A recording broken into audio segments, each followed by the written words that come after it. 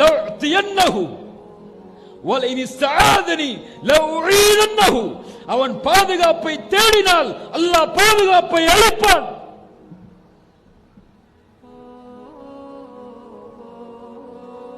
என் ரப்பு என்னோடு திருப்தி அடைந்திருந்தால், ரப்பே என்று அழைத்தால் யா அப்தி என்று அல்லாஹ் அழைப்பான்.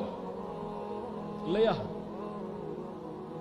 என் ரப்பை என்னோடு நான் செய்யக்கூடிய பாவங்களால் தூரமாக இருந்தால் ரப்பை எவ்வளவு அழைத்தாலும் பதில் வராது. ரசூலுல்லாஹ் ஸல்லல்லாஹு அலைஹி வஸல்லம் சொன்னார்கள், ஒரு மனிதன் வெகு தூரமான பாலைவனத்தில் பயணம் செய்கிறான், களைப்போடு, தூசி படிந்த முகத்தோடு, பரட்டை தலையோடு, எதுவும் இல்லை அவனிடத்தில். ரப்பை அழைக்கிறான், யா ரப் உதவி செய், யா ரப் உதவி செய். ரசூலுல்லாஹ் சொன்னார்கள், அவன் அணிந்திருக்கக்கூடிய ஆடை ஹராம், அவன் சாப்பிட்ட உணவு ஹராம், அவன் சம்பாதித்த செல்வம் ஹராம். ஃபஅன்னா யுஸ்தஜாபு லஹு. அல்லாஹ் அவனுக்கு எப்படி பதில் கொடுப்பான்? எப்படி பதில்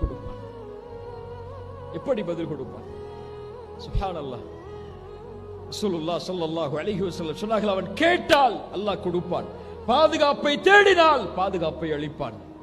இந்த உலகத்தில் எதுவும் ரப்பை தடுமாற்றம் செய்யாது. தடுமாற்றம் ரப்புடைய குணம் அல்ல. ரப்பு தடுமாற மாட்டார் ஒரு செயலை செய்வதற்கு. ஆனால் ஒன்றை தவிர அவன் நேசிக்கக்கூடிய அடியானின் உயிரை கைப்பற்றும் போது அவனுக்கு ஏற்படக்கூடிய சிரமத்தை கண்டு ரப்பு தடுமாறுகிறான். அல்லாஹு அக்பர், அல்லாஹு அக்பர். அல்லாஹ்வின் நேசம் இயற்கையாக ஒருவருக்கு கிடைப்பதல்ல.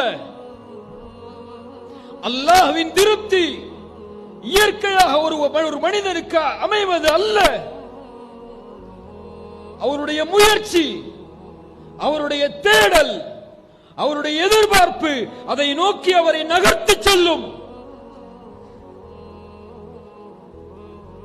இந்த நிலையில் மரணித்தால்தான் மன் கான ஆகிரு கலாமிஹி லா இலாஹ இல்லல்லாஹ் தகலல் ஜன்னah.